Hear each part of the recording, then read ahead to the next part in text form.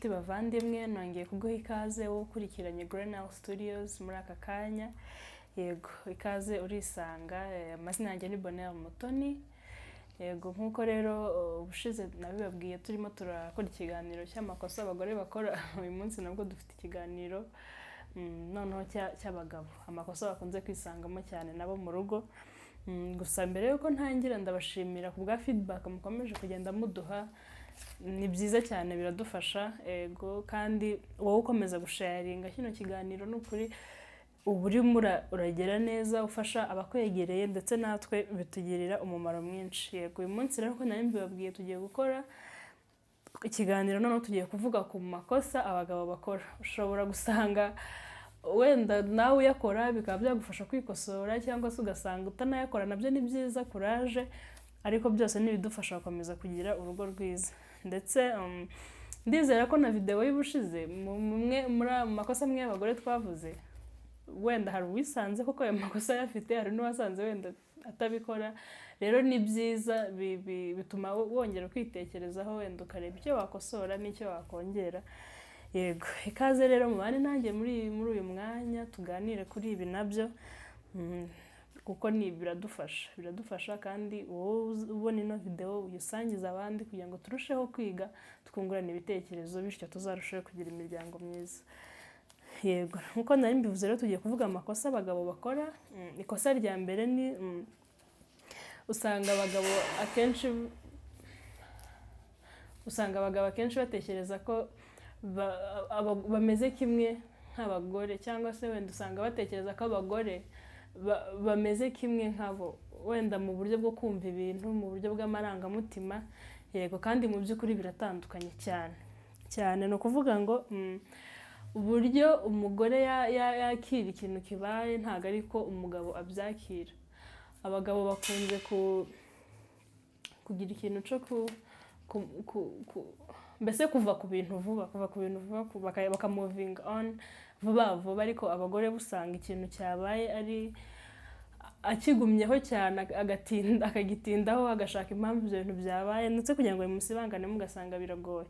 Usanga nanone hari igihe abagabo bavuga nk'ikintu wenda ari blague, reka mbyite gutyo, cyangwa ari ikintu atamininga mu by'ukuri, ariko kuko wa muntu ukibwiye umugore wawe, kuko bo ukuntu wenda dukoze, reka mvuge gutyo, ntago ijambo umuntu akubwiye uhita upfa kurishyira hasi uko nguko, ahubwo uraritekereza ugashaka n'impamvu arikubwiye. Rero ugasanga hari ikintu ubwira umugore wawe ukaba wenda si ukumukomeretsa, ukundi ukaba mbese watuma yibona mu bundi buryo, wenda kandi atari cyo wabikoreye. Urugero wenda nk'umugore wawe agateka umunyu mwinshi uyu munsi, warangiza ugahita umubwira ngo muri iyi minsi asigaye ateka nabi, urabona, kuko wenda uwo munsi yatetse umunyu mwinshi. kandi wenda ushobora kuba ubivuze mu by'ukuri atari uko ubivuze ko asigaye ateka nabi, wenda ni nkako bije niko ubivuze, ariko noneho akahita yibaza, iyi minsi yose tumaze iminsi turya ibiryo bibishye, ni urugero. Yego rero ugasanga we abyibajijeho, kandi ntagapfa no kubyibagirwa. Buriya ntukabwire umugore ikintu utegereje ko azahita yibagirwa vuba, biragoye. Ntago ahita apfa kukibagirwa, ahubwo akomeza kwibuka ikintu, yajya no gukora ikintu mbese gisa na cya kindi wamubwiriyeho iyo correction, wenda ugasanga birakomeza kumugarukamo. Yego ikindi kandi ni uburyo abagore bakosorwamo, si bwo buryo, ntago busa n'ubw'abagabo uburyo bakosorwamo, kuko amarangamutima aratandukanye. Abagore wenda bimenyerewe ko bari n'abantu bari soft, reka bivuge gutyo, boroshye. Rero bisaba ko iyo ugiye kumubwira ikintu kimubwira nyine mu buryo bworoshye, mu nzira imworoheye kumva, kandi itari bumubabaze, kuko bakwazika vuba, reka mvuge gutyo, iyo terme. Yego abagabo usanga nyine hari ukuntu uvuga ikintu wigendera akaba yanumvisha, ariko abagore bose uko ntabwo ari uko. Bisaba ko ukora, bisaba ko uvuga ikintu nyine mbese mu buryo bworoshye, bumworoheye kumva, akumva utamubwiye nabi. Yego ibyo rero ni ikosa rya mbere abagabo bagomba gukosora. Yego ntago wenda iyo ubitekereje ntago ari ibintu biba bikomeye, ariko kandi ari ibintu bibaye inshuro nyinshi byose ubiramo mu rugo, ni bya bindi usanga bitubyarira ibibazo. Icya kabiri ni abagabo benshi cya kabiri bakunda gukora ni usanga kudakomeza gukora ibintu yatangiye akora. Ubwo wenda nimvuga gutyo ni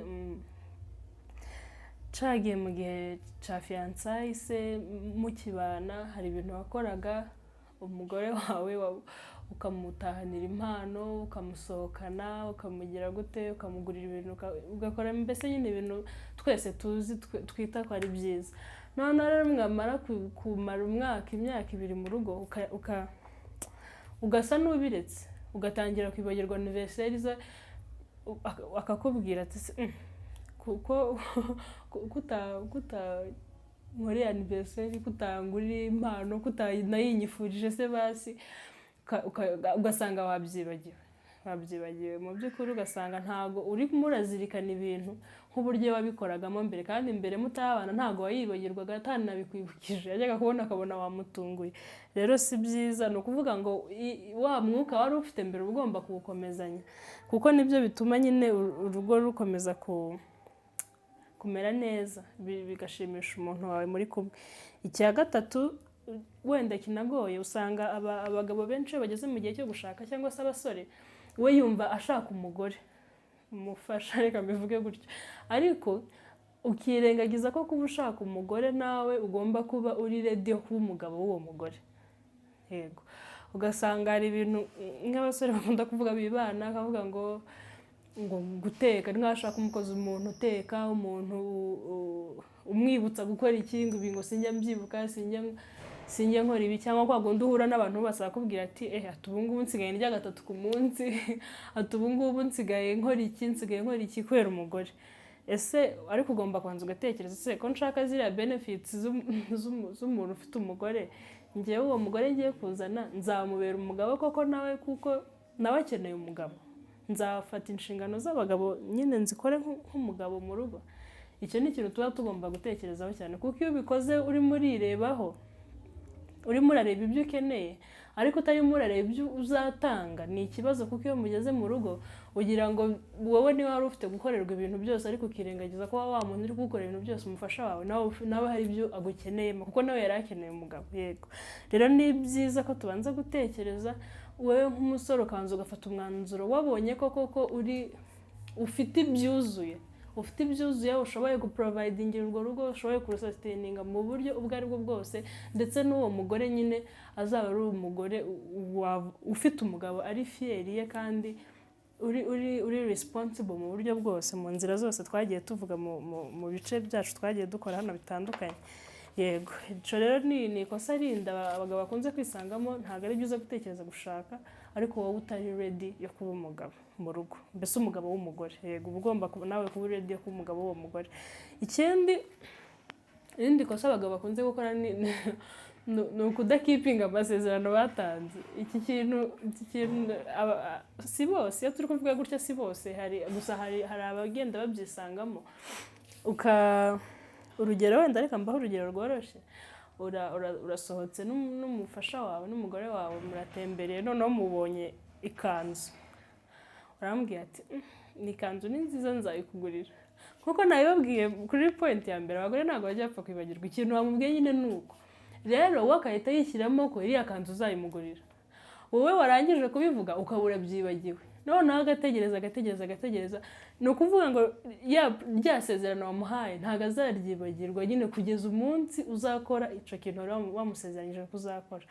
Yego, ahubwo nkumva icyaba cyiza ni kugira ngo wenda wirinde kugwa muri uwo mutego wo kudakora ibintu kandi wari wanabishatse, ahubwo nta kuntu wenda wazajya ubona kiriya kintu wabona ari cyiza kibereye umugore wawe, ntubimubwire ukamutungura, reka mbivuge gutyo, ukakimuzanira ko bizamushimisha kurushaho. Ntabwo azaba agitegereje, bizanamushimisha kurushaho, ariko noneho kumusezeranya ikintu ntugikore ntabwo ari byiza. Kandi usanga abagabo benshi bakunze kwisanga muri iryo kosa. Yego, irindi kosa abagabo bakunze kwisangamo ni ukutavugira amakuru ku gihe, kudatanga amakuru ku gihe. Urugero, ukaba wabonye amafaranga se ukayakoresha, cyangwa wenda ukaba hari umuntu wahaye amafaranga, cyangwa se wayasipendinze mu buryo runaka, ntubibwire umugore wawe. Noneho yafata telefone n'urugero akabona transaction zakozwe, byabaye ryari byagenze gute yego kandi wenda ntago nawe nta kintu urimo uramuhisha ariko wakoze ikosa ryo kutabimubwira mbere kuko iyo abibonye noneho akabibona udahari yibaza ibibazo byinshi kandi wenda ari kuba wabikemuye mu kubimubwira igihe wakoze icyo kintu muri tukiri aho ngaho kutavugira ibintu ku gihe hari igihe usanga nk'umugabo yagiye ahantu noneho agahura n'abantu bakamutumira wenda muri function runaka cyangwa se agatanga appointment yo gusura abantu noneho yarangiza kuko wenda ziko munsi bazaba bari free yego nibyo ariko ntabibwira umugore we noneho ugasanga wenda uwo munsi umugore afite izindi gahunda nawe yari yapanze cyangwa se nta niza afite ariko ukahita wibika mu gitondo ukamubwira ati yo mukunzi uzi ko nari navuze ko uyu munsi tuzajya hano rero umugore ugasanga mu gihe yanaraka akubwira ati se gute ufata gahunda ukazemeza utambwiye urabona rero kugira ngo wirinde kugwa muri ibyo bibazo byose byo kuba wanarakaranya n'umufasha wawe ujye uvuga ibintu ukibyemera n'umutanahari umuhamagara mubwira ati mpuye na bakanaka barantumiye mu rugo mbemere ko tuzajyayo hari ikibazo akubwira birashoboka cyangwa ntibishoboka cyangwa ugasanga abashyitsi babwiye ngo baraza kubasura hari umuntu wigeze kubimbwira ko umugabo w'abashyitsi ajya muteguza ko bazabasura noneho akabemerera nyine akababwira ngo bazaze reka akibagirwa noneho nyine umugore akajya kubona akabona abantu barakomanze ku gipangu ntabwo babahahiye ntabwo babategure kandi abantu baje bafite kurya ni ibintu nyine mbese babamenyesheje rero ntabwo ari byiza aho kugira ngo ubyibagirwe ujye umuhamagarira aho ngaho nyine wemereye iyo gahunda uhita ubimubwira kuko nutabura baba babyibagiwe yego ikindi kandi ni irindi kosa abagabo wenda bakunze gukora ni ukudatega amatwi kudatega amatwi abagore buriya abagore bagira amakuru menshi nyine niko muri nature yacu bimeze umugore we iyo yagiye mu bukwe umugabo atabutashye n'urugero mba araza akakubwira ati uko bwari bumeze gutya umugenere yambaye ikanzu umukwe yari yambaye ikoti risa gutya bari bisize ibintu bisa gutya dekorasiyo yasaga gutya indabo z'imbere no kuzasaga urabona amakuru yose ndagashaka kuvuga utuntu muri detail noneho kuko wenda abagabo batari uko bateye ugasanga arimo arakubwira ibintu warangaye ntabwo umwitayeho ukamubabariza amarangamutima kandi uba ugomba kwakira uko umuntu wawe ateye yego ugomba kumuha umwanya akakubwira kuko ni ukuri biradushimisha pe umugore wawe wese biramushimisha ari kubwira umuntu akabona yamuteze amatwi nk'uko nawe w'umugabo iyo urimo urabwira umugore wawe ikintu wenda muvuga ibiri seriye cyane ariko muba mushaka ko babatega amatwi yego rero n'abagore nabo baba bakeneye nyine ko mubatega amatwi muri ya makuru menshi bagira ariko ukamutega amatwi kuko ni wowe muntu wawe muri kumwe kandi nyine aba yahisemo kubikubwira yumva ko ugomba kubyumva yego ikindi irindi kosa wenda nsorezaho abagabo benshi bagira usanga ni uko utemera ikosa ni ukuri si bose ariko hari abantu nagiye nganira nabo cyangwa se nagiye mbona bavuga ibintu ugasanga umugabo ntago yakoze ikintu ariko ntago ashatse ko ubimwereka nyine umubwira ati kino kintu wagikoze it's wrong ntago bagomba kuba babikoze gutya saba imbabazi none bigeze kugusaba imbabazi nyine abenshi kabisa njya numva ngo ntago bajya basaba imbabazi ni ukuri ugomba gusaba imbabazi kuko hari igihe umuntu ashobora kubwira ikosa ko warikoze ukaryadimitinga muri wowe noneho ariko nta kizabimwereka ko wamenye ko wakoze ikosa ikibimwereka nuko umusaba imbabazi rero kwemera ikosa wakoze nubwo wenda ushobora kubona atari ikosa ariko mu gihe ubona deja byabangamiye umuntu wawe umufasha wawe wimugora mu mutwe babariza amarangamutima yatangira ibibazo impamvu yabikubwiye nuko udashaka no kubyemera ahubwo wemera ikosa kuko ryabaye nawe uri kubona ko ryabaye nyine urisabire n'imbabazi kugira ngo amahoro akomeze ahinde mu rugo rwanyu yego rero ni aya makosa nari nateguye uyu munsi iyo dusangira abagabo bakunze gukora mu rugo ubwo wenda namwe mwanyongeraho muri comment iyo napanze bino bintu mba nabipanze nibyo mba nateguye ariko kandi hari iryo ushobora kuba uzinasize rero uri free rwose kuryandika haze muri comment kugira ngo abagabo babyigireho yego kandi mubashe gusangiza kino kiganiro bidufasha guhinduka ntago twiga ibintu cyangwa se tureba ibintu kuko dufite ibibazo kuko ubona wenda urugo rwawe rugeze muri danger oya ahubwo ni byiza ko twiga mbere kugira ngo turinde rwa rugo rwacu kuba rwagera ahantu habi rwagera kuri iyo point ibyo bintu byatuzanira ibibazo kandi twari dufite amahirwe yo kubimenya mbere tukabyirinda. Yego rero murakoze cyane kubana nanjye muri iki kiganiro cyose. Yego mukomeze mukore subscribe, ubwire inshuti yawe ikore subscribe kuri ino channel kugira ngo ujye ukomeza ukurikira ibiganiro by'umuryango mu buryo bukoroheye. Yego kandi mu-suggestinga n'amatopic hasi, nimba hari topic ubonera iri interesting ushobora gufasha abantu, ni byiza kuyisuggestinga hasi muri comment ukayandika kugira ngo wenda turebe ko tuzayivugaho ubutaha. Yego rero murakoze cyane kabisa kubana nanjye, amahoro y'Imana bane namwe naho utaha. Shalom.